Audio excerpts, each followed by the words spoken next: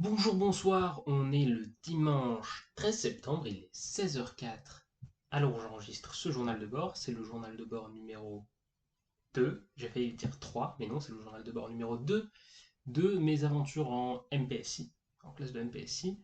Que dire, les premières calls arrivent.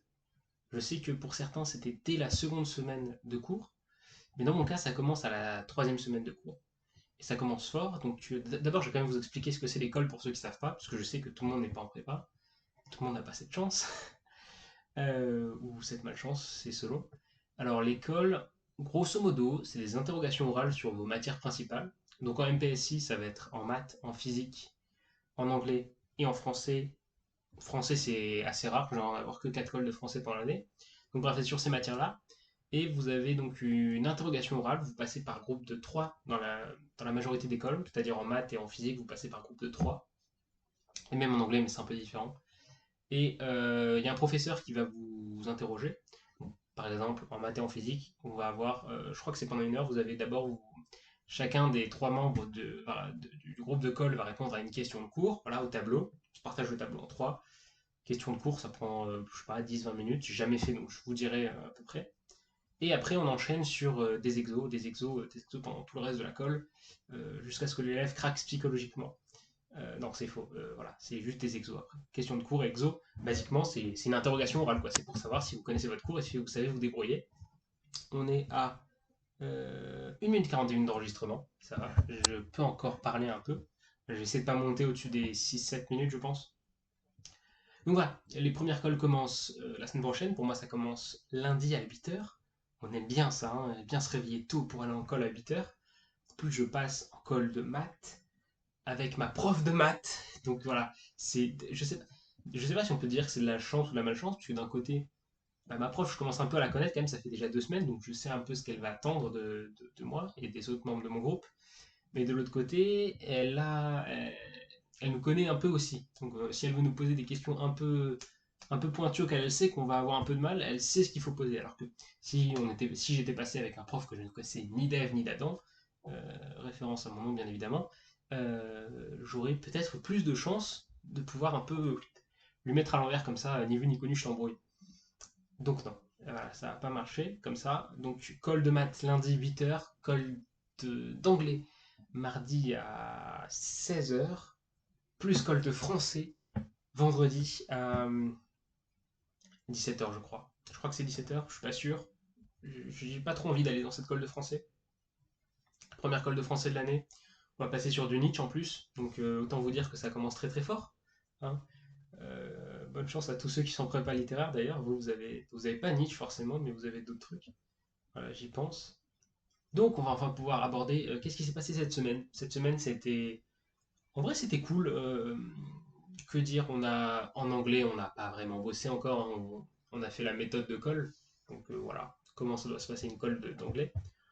En français, on a bien attaqué. Là, on a fait, je crois, on en est au grand 3 un truc comme ça, du chapitre actuel sur la force de vivre. Je ne saurais pas trop vous dire ouais, qu'est-ce que ça veut dire sur toute la durée de l'année. Mais voilà, j'imagine qu'on a un peu avancé du coup.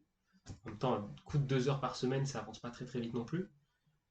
En maths, on a fini les méthodes de calcul, le dénombrement. Donc tout ce qui est faire des sommes, symbole sigma, faire des produits, symbole pi, faire binôme de Newton. Voilà, binôme de Newton, pour ceux qui ne savent pas, c'est pour pouvoir calculer a plus b, le tout exposant n. Voilà, si vous voulez calculer ça pour tout n, vous avez un truc qui s'appelle le binôme de Newton. Voilà, en 3 secondes, c'est fait. Avec ça, vous avez des trucs comme la formule de Pascal. Donc tout ça, c'est des trucs de dénombrement, on va dire, où vous avez les k parmi n. Voilà, il y a on veut choisir k trucs parmi n trucs. Voilà, c'est ça, le dénombrement, basiquement. On a fait ça. Du coup, je crois que la semaine prochaine, là, qui arrive, on va attaquer en maths, on va attaquer... qu'est-ce qu'il y a après? Peut-être les fonctions, c'est probable. Les notions d'ensemble, je pense. Ouais, plus les notions d'ensemble avec les fonctions. Parce que la prof nous a vite fait quand même mis un peu une roadmap. Enfin, elle nous a dit en gros, basiquement, en fait, tout ce qu'on fait, vous faites un chapitre, vous le révisez pour construire le chapitre d'avant, vous le révisez pour construire le chapitre d'encore après, et ainsi de suite. Donc là, on fait raisonnement, calcul, ensemble, je pense. Ensemble, ensuite, on attaque continuité, peut-être, fonction, Grâce à la continuité, on fait la dérivabilité. Non, on fait les limites. On fait les limites. Limite, ensuite dérivabilité. Et ensuite, et tutti quanti, j'ai envie de dire. Voilà, tout ce qui va bien avec. Mais ça, on a encore un peu de temps. Je pense d'ici au moins les premières vacances. Je vous referai un point là-dessus d'ici là. Physique, on a fini les oscillateurs harmoniques. Pour ceux qui ne savent pas, les oscillateurs harmoniques, c'est dès que vous avez un système et que vous avez basiquement une quantité qui évolue de manière sinusoïdale et voilà, et qui est périodique, vous avez un oscillateur harmonique. Vous prenez régulièrement les mêmes valeurs à des mêmes intervalles de temps. Donc voilà, c'est fini. Et on passe sur un autre truc, j'ai oublié le nom. C'est cool ça, parce qu'en plus lundi j'ai un terreau de cours, donc on aime bien quand on oublie le nom du chapitre qu'on vient de commencer. Oui, c'est avec... Ah, j'ai vraiment plus le nom.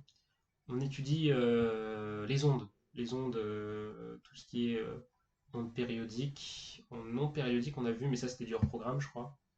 Bref, on a vu notamment la transformée de Fourier. Alors on l'a pas vu en détail, hein. Il nous a juste dit ça c'est la transformée de Fourier.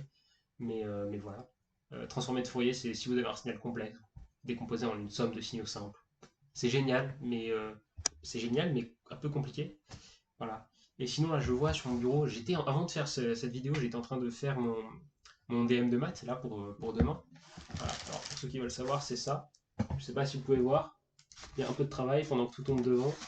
Bref, on a quelques questions. Le début, c'est simple. Ensuite, on a des petits calculs, voilà.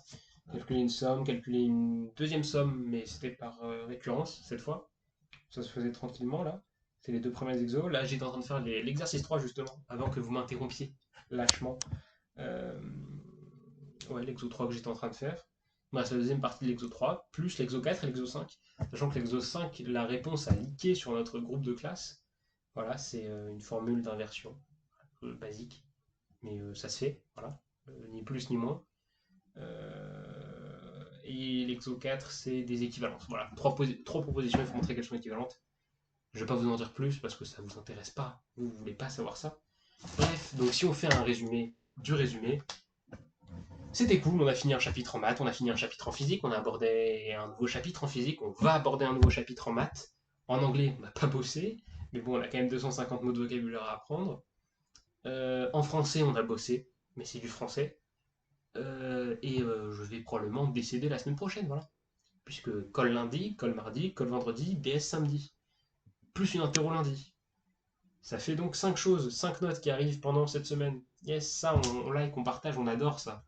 Voilà, je suis pas au bout de ma vie, en vrai, ça va. Pour ceux qui voudraient savoir mon état mental, je suis ok. Voilà, c'est ok, c'est le mot. Ça va. Ça pourrait être mieux, ça pourrait être pire. Je me sens bien, mais en gros, je finis chaque jour en étant ultra fatigué. À 21h30, j'en peux plus, j'ai envie de crever, je veux juste dormir.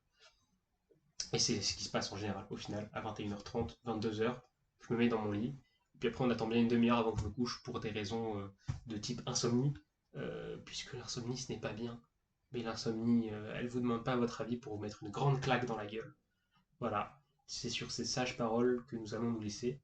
Je vous souhaite bon courage, peu importe votre filière, peu importe votre âge, peu importe ce que vous fassiez, bon courage, bonne chance, et à la semaine prochaine. C'était Adam pour le journal de bord numéro 2 de la deuxième semaine, et on se retrouve dimanche prochain, à peu près à la même heure, j'espère. Bye bye.